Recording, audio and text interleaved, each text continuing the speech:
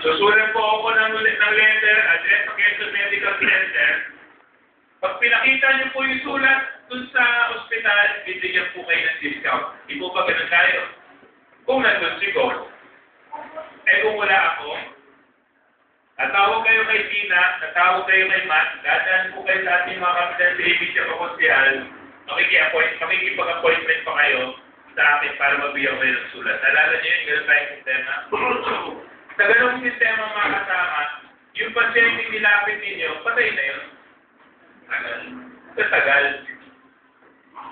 But ngayon, dahil sa coupon, yung privilege na dapat kay Gov lang, ibinaba na natin kay Kapitan. Para kaagad na maramdaman na ating mga kababayan na kung meron may sakit, hindi perang ibubulong ni Kapitan, coupon ka. At dito nalalaman natin kung talaga bang may sakit yung tao o baka piniperahan lang kayo. May mga sistema kasi at may mga senaryo na bibigyan mo ng coupon at sasabihin sa inyo, hindi po namin kailangan niya. Ay salabi po namin kailangan. Ay talaga hindi kailangan, hindi may sakit. Di po ba? Ayun, nakakasama. Number 1. Number 2, yung kakulangan ng facilities at equipment ay presyo ng gamot. Presyo ng gamot. Napababa po natin by 40% ang presyo ng gamot sa Quezon Medical Center. Ito po ay ginawa natin dahil nilinis po natin ang procurement system ng provincial government pagdating sa medicine and supplies. Ako po kasi naniniwala, mga kasama, na kung may sakit ka, ang pinaka hindi makatarungan na mangyari sa iyo ay may sakit ka na pagkakakitaan ka pa. Diba? May problema ka din, ba? Pagkakakitaan ka pa. Ayaw na ayaw mo naman pumunta sa ospital. At ang pilit na pupunta ka sa ospital dahil may sakit ka, may nararamdaman ka hindi mo ganito. Napamura po natin ang presyo ng gamot. Ang problema naman, mga kasama, ang problema naman, nung napamura natin ang presyo ng gamot, mabilis po kagad nauubos ang supply. Ang problema naman ng probinsya natin ngayon, parati pong walang gamot ang ating provincial pharmacy. Diba? Diba? Okay. Last month, pinirmahan ko na po yung executive order ng consignment. Ang consignment po, maski hindi pa kailangan ng gamot, parati na pong may stock ang pharmacy. So all the time, anytime, pipilitin ko po at ititiyak ko po sa inyo, parating may gamot ang ating provincial pharmacy. Bigyan nyo lang po. Amin naman pong i-request sa inyo mga minamahal kong pagkinalo. Huwag na po kayong matatakot o mahihiya magsumbong sa akin. Kung meron pang mga doktor dyan sa Quezon Medical Center na gumagamit pa ng coded na reseta,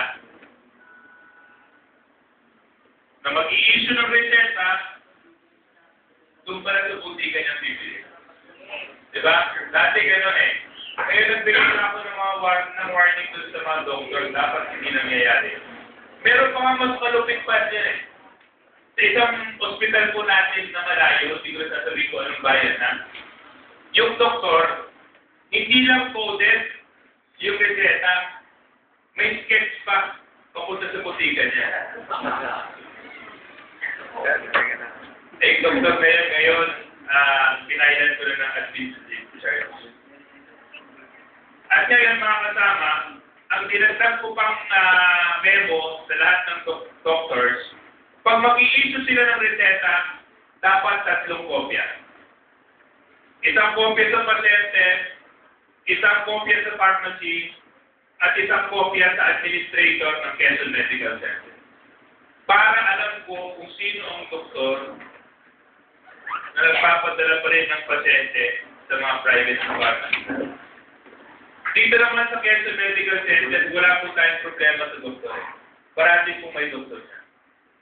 Ang problema po natin ay yung mga ospital po natin sa Bumaca, ospital po natin sa Lopez, kung talaga po makasama, may kakulangan po tayo sa doktor.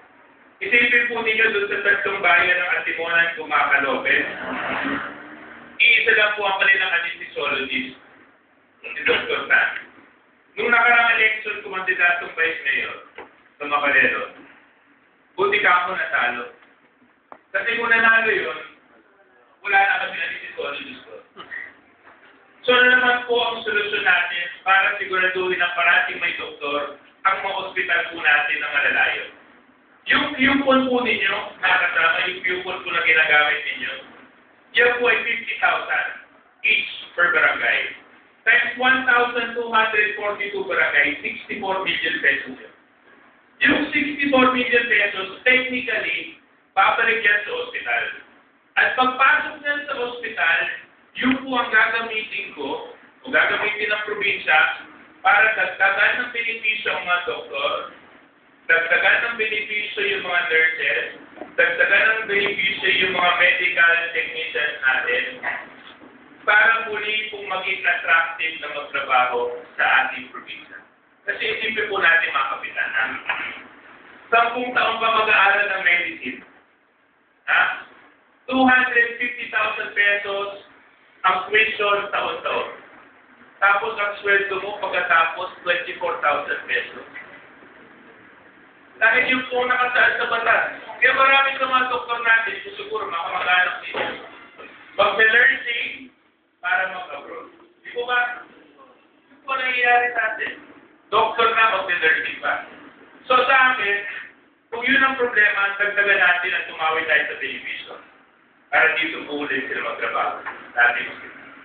At pag ito po ay na-implement natin ng maayos mga minamahal kong kapitan, magiging model po ang Quezon Province sa buong bansa when it comes to the improvement of the healthcare system.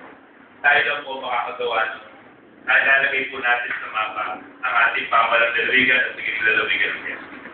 Magkakagandahan po dito mga kasama, na-implement po natin ng maayos yung programa, hindi dahil sa gobernador, hindi dahil sa IPHO, hindi dahil sa provincial government of Quezon, dahil dito sa trabaho at servisyo na pinakita ng ating mga barangay system. Na-incorporate po natin. Pangapat, tatatlo lang po ang ating CT scan sa buong lalawigan. Diba? MNG, Mount Carmel, at doctors. Diba? Ngayon, kung magpapacheck up ka, ano kung sasabihin sa'yo ng doktor? Ultrasound, X-ray, 2D echo, ECG, CT scan. Yung apat, meron tayo. CT scan, wala. Kaso sa loob ng 2 buwan mga kasama, ang pinakamaganda at pinaka-state of the art na CT scan ay matatagpuan po sa Quezon Medical.